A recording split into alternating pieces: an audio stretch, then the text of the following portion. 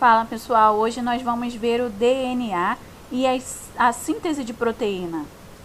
A síntese de proteína que é extremamente importante para a estruturação e várias funções do nosso corpo. O que vocês devem ter em mente é que vários aminoácidos formam uma proteína. Isso é o que a gente vai ver hoje, assim como polissacarídeos são feitos de monossacarídeos, ácidos nucleicos que formam os nucleotídeos. O DNA e o RNA eles são formados por dezenas de nucleotídeos, cada um constituído de 3 partes. Então temos o fosfato, uma pentose, que pode ser ribose ou desoxirribose, e as bases nitrogenadas, que podem ser adenina, uracila, citosina e guanina, no RNA. E no DNA pode ser adenina, timina, citosina e guanina.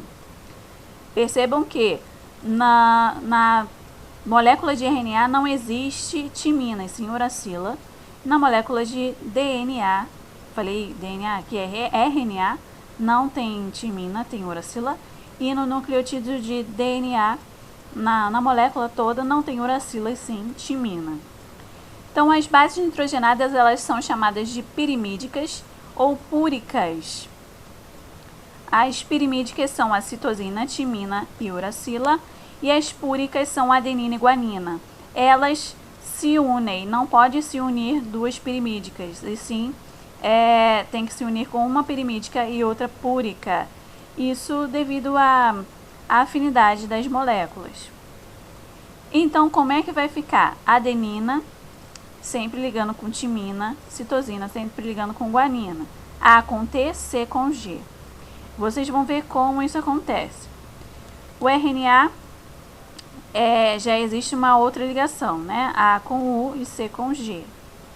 Como vocês sabem, o DNA tem uma fita dupla e essa duplicidade, né? Ela é conectada aí graças às bases nitrogenadas que o DNA tem. Então, quando eu falei que era A com T, C com G, é esse tipo de ligação que eles fazem. Adenina com timina, guanina com citosina, apenas, não tem troca. Se houver troca, é porque existe um erro aí na base nitrogenada. Todo esse gene, ou seja, todo esse espaço aqui, que pode dizer sobre alguma característica sua, vai ser defeituosa, causando ou não doença, tá? Sempre tem algumas mutações, umas são neutras, outras causam doenças e outras são até benéficas. Então, essa dupla fita é conectada dessa forma. Então, temos o fosfato, a pentose e a base nitrogenada. Um conjunto desses nucleotídeos formam um gene, um pedaço desse DNA que vai falar sobre as suas características. E aí, as formas de se mostrar isso ficam cada vez mais complexas, né? Essa daqui mostrando os anéis das ligações, né, das moléculas, dos elementos químicos também.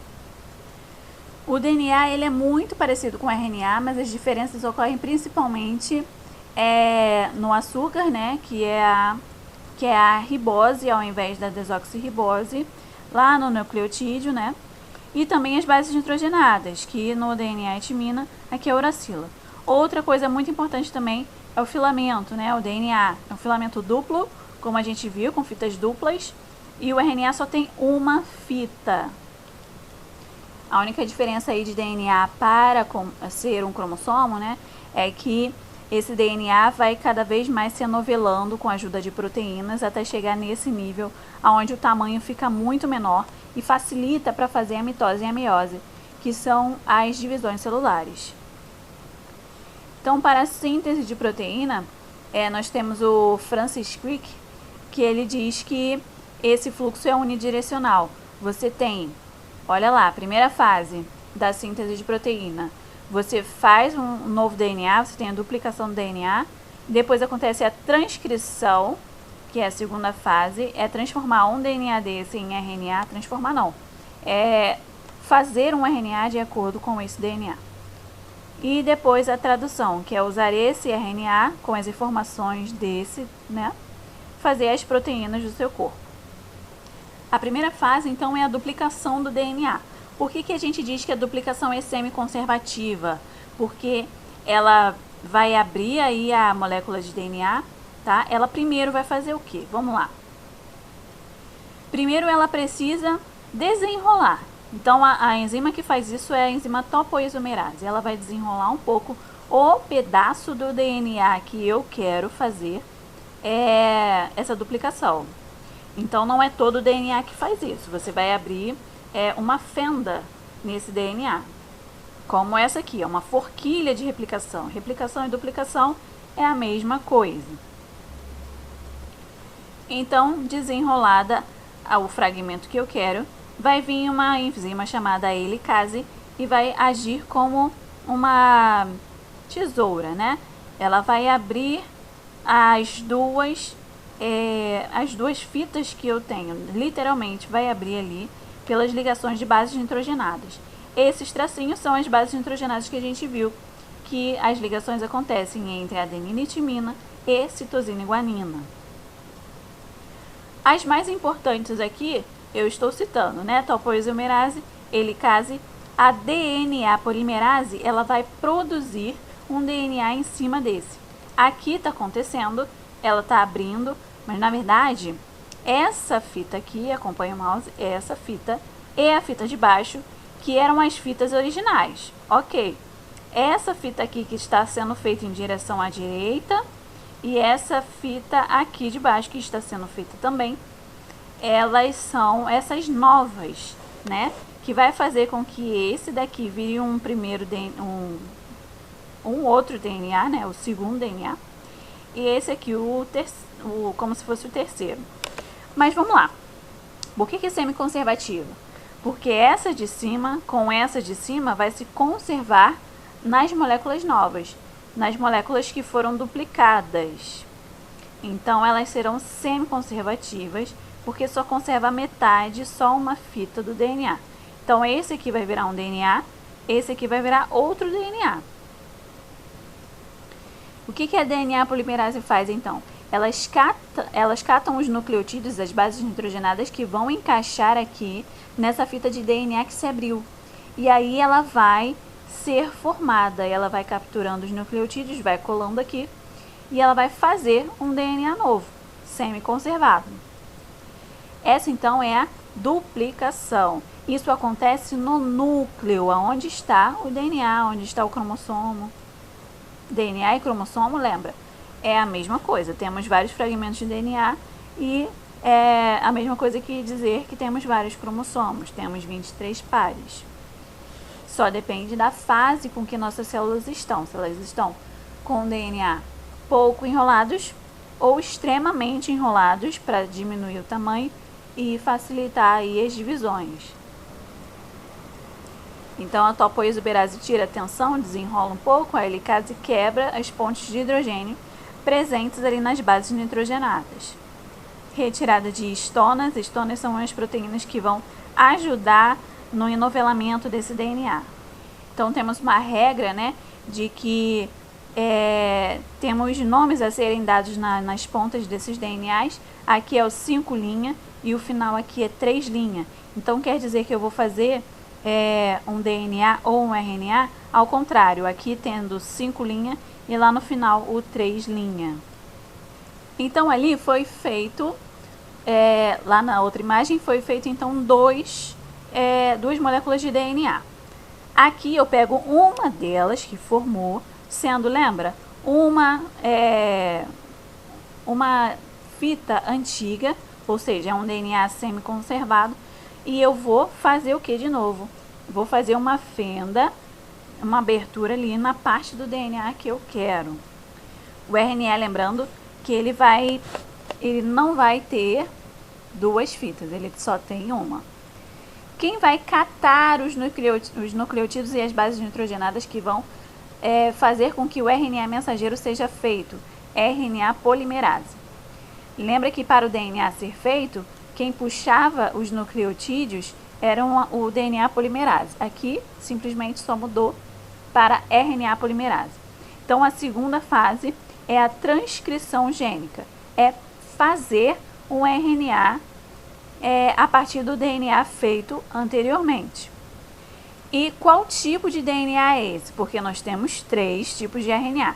Esse é o RNA mensageiro. É o único que vai ter contato com o DNA, tá? É o único que vai ter contato direto, é o único que vai ter a mensagem desse RNA. Então vamos lá. Nós vimos a duplicação, que é de um formar duas moléculas de DNA, com uma molécula, com uma fita de cada, né? Sendo então uma duplicação semiconservativa. Depois a gente viu que pega-se uma molécula dessa e abre de novo, faz o RNA mensageiro, tá? Isso tudo no núcleo. O RNA mensageiro, preste atenção, o RNA mensageiro vai sair do núcleo e vai para o citoplasma fazer o resto da síntese de proteína.